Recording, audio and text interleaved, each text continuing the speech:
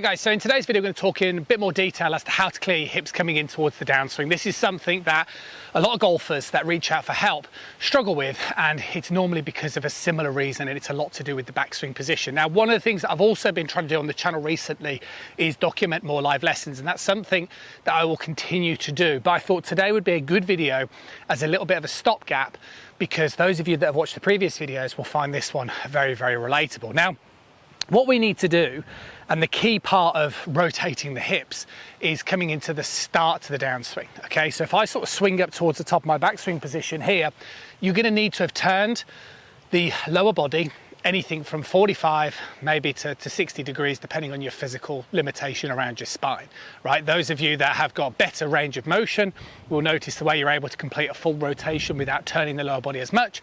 Those of you that have got worse, movement around the spine, you're going to have to allow more rotation. But the important thing is, when you're allowing yourself to rotate, is we still need to make sure that the head stays very, very still. Okay, so what is a big problem that I tend to see with golfers are people that move the head as they start triggering a rotation. And what this is going to do is this is just going to shift what would be known as your sort of center of mass as it now gets termed, which basically just means all of your body weight. So if I shift over here, I'm either going to get stuck back here, or I'm going to have to push off this and going to have to start standing up. So what we are looking to do is we are looking to trigger a rotation, keeping our head still. And the key term becomes weight pressure. Okay, now weight pressure basically means that my weight is moving in towards my right side, but I'm not moving over my right side. And this is why understanding your sort of pelvis movement is so fundamentally key. And this is why when you've watched some of those live lessons, and as you watch them moving forward, when I use terms like allow the pelvis to move more to the right, what that is effectively doing is, for golfers who do this too much, can you see the way where my pelvis is positioned? If I shove this more to the right as I keep my head still, what this does is this allows the weight pressure to stay on that right side. But what it starts to do is it moves my pelvis into a more horizontal position, which means that I can start lifting my arms up, and it's more of an upward motion. And this is fundamentally the key reason as to why you can't open your hips in the downswing. Because if you perform a backswing position and you do something like this, and then you just try, just literally, this is what I say to students just in front of me when I do things like video calls with people, is I'll say, right, move this way like they do, and then try and open your hips. You're not going to be able to. Sometimes people move this way as well, more to the left, they can't open. I can't open it. If I move my pelvis more to the right, as I keep my head still, because I'm moving more up is the sensation, so much easier. You've got to get the weight off that lead leg in the backswing position. You've got to allow this pelvis to move to the right in a rotational manner. So I'm not saying slide, I'm saying turn to the right as your head stays still.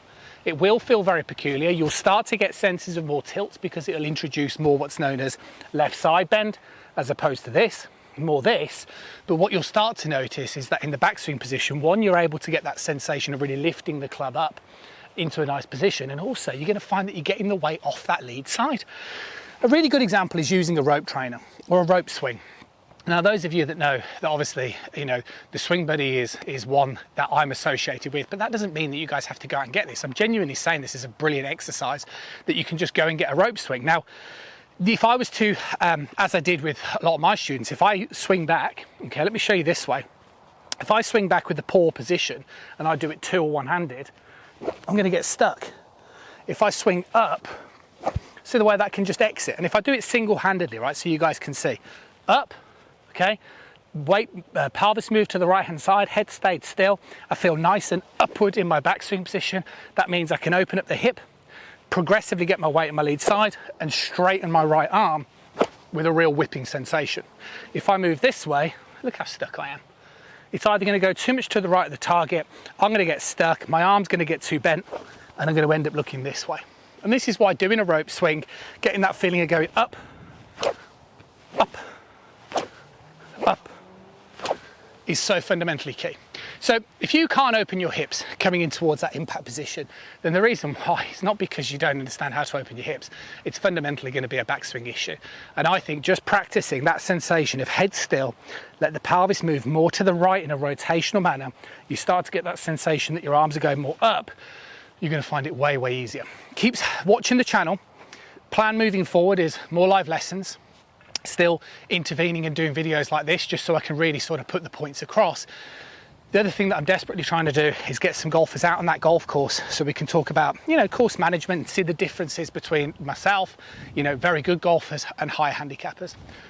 I'll see you guys again really, really soon.